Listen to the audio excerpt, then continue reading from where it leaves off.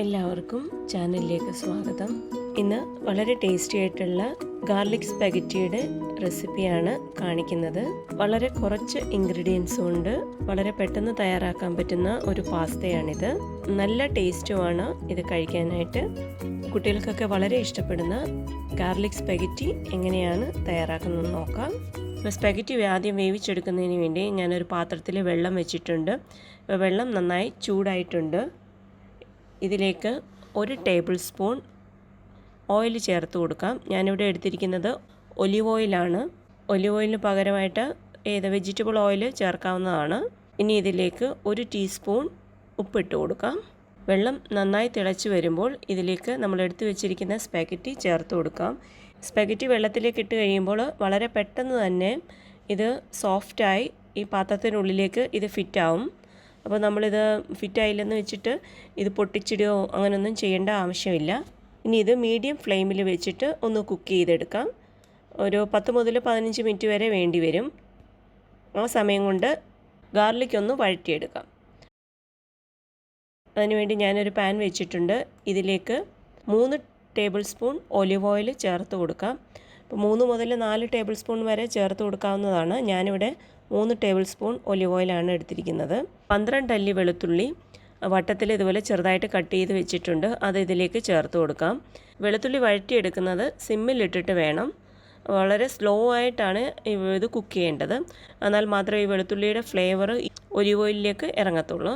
ഇപ്പോൾ വെളുത്തുള്ളി അത് ലൈറ്റ് ബ്രൗൺ നിറമാകാൻ തുടങ്ങിയിട്ടുണ്ട്. ഇനി ഇതിലേക്ക് നമ്മൾ എടുത്തു വെച്ചിരിക്കുന്ന ക്രഷ്ഡ് റെഡ് ചില്ലി ചേർത്ത് കൊടുത്ത് നന്നായി ഒന്ന് വഴറ്റിയെടുക്കാം.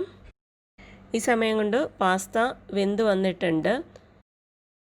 സ്പെഗറ്റി വേവിക്കുന്ന വെള്ളത്തിൽ നിന്ന് 1/2 കപ്പ് വെള്ളം ഒന്ന് മാറ്റി വെക്കണം. പിന്നീട് ഈ സ്പെഗറ്റിയിലേക്ക് ചേർക്കുന്നതിന് വേണ്ടിയിട്ടാണ്.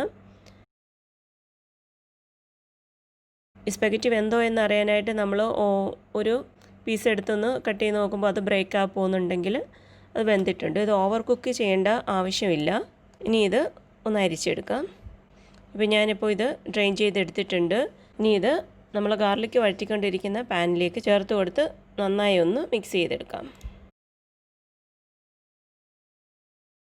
അപ്പോൾ ഇതെല്ലാം നന്നായി മിക്സ് ചെയ്തെടുത്തിട്ടുണ്ട്. ഇനി ഇതിലേക്ക് നമ്മൾ എടുത്തു വെച്ച വെള്ളത്തിൽ നിന്ന് സ്പെഗറ്റി വേവിച്ച വെള്ളത്തിൽ നിന്ന് ഒരു 1/4 ഗ്ലാസ് വെള്ളം ഇതിലേക്ക് ഒഴിച്ചു കൊടുക്കാം.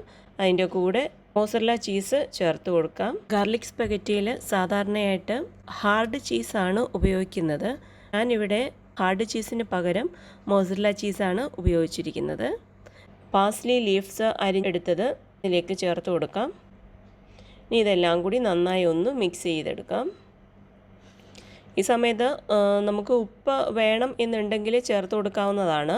അപ്പോൾ ഞാൻ പാസ്ത വേവിക്കുന്നതിൻ്റെ കൂടെ ഉപ്പ് ചേർത്തത് കൊണ്ട് പിന്നീട് ഞാൻ ഉപ്പ് ചേർത്തിട്ടില്ല. അപ്പോൾ നിങ്ങൾക്ക് ഉപ്പ് വേണം എന്നുണ്ടെങ്കിൽ ചേർത്ത് കൊടുക്കാവുന്നതാണ്.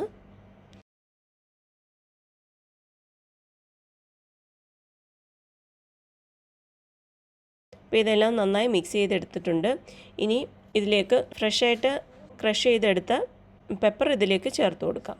ഫ്രഷായിട്ട് ചേർക്കുന്നതാണ് ഇതിന് നല്ലത്.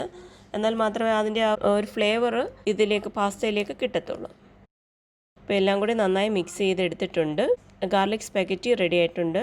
ഇപ്പോൾ ഡെക്കറേറ്റ് ചെയ്യുന്നതിന് വേണ്ടി ഞാൻ കുറച്ച് പാസ്ലിയും കൂടെ ഒന്ന് ഇതിൻ്റെ മുകളിലേക്കൊന്ന് വിതറി കൊടുക്കുവാണ്. നല്ല ടേസ്റ്റാണ് ഇത് കഴിക്കാനായിട്ട്. അപ്പോൾ കുട്ടികൾക്കൊക്കെ ഒരുപാട് ഇഷ്ടപ്പെടും. ചൂടോടുകൂടി തന്നെ ഈ സ്പെഗറ്റി കഴിക്കാവുന്നതാണ്. ഇപ്പോൾ തണുത്ത് കഴിഞ്ഞിട്ടാണ് കഴിക്കുന്നതെങ്കിൽ നമ്മൾ ചേർത്ത മോസറല്ല ചീസ് കട്ടിയായി പോകും. അങ്ങനെ ചീസ് കട്ടിയായി പോവുകയാണെങ്കിൽ നമ്മൾ ബാക്കി വെച്ചിരിക്കുന്ന പാസ്ത വേവിച്ച വെള്ളം കൂടി ചേർത്ത് ചെറുതായി ഒന്ന് ചൂടാക്കിയിട്ട് കഴിക്കാവുന്നതാണ്. അപ്പോൾ ഇത് എല്ലാവരും ട്രൈ ചെയ്ത് നോക്കണം. ട്രൈ ചെയ്ത് നോക്കിയിട്ട് നിങ്ങളുടെ അഭിപ്രായങ്ങൾ കമൻറ്റ് ബോക്സിലൂടെ എന്നെ അറിയിക്കാവുന്നതാണ്. അപ്പോൾ ഈ വീഡിയോ ഇഷ്ടപ്പെടുവാണെങ്കിൽ തീർച്ചയായിട്ടും ലൈക്ക് ചെയ്യുകയും ഷെയർ ചെയ്യുകയും അതുപോലെ എൻ്റെ ചാനൽ സബ്സ്ക്രൈബ് ചെയ്തിട്ടില്ലെങ്കിൽ തീർച്ചയായിട്ടും സബ്സ്ക്രൈബ് ചെയ്യണം. പുതിയ വീഡിയോസിൻ്റെ നോട്ടിഫിക്കേഷൻ കിട്ടുന്നതിന് വേണ്ടി ബെൽ ഐക്കൺ കൂടി പ്രസ് ചെയ്യണം. പുതിയൊരു വീഡിയോ ആയിട്ട് വരുന്നവരെ ബായ്.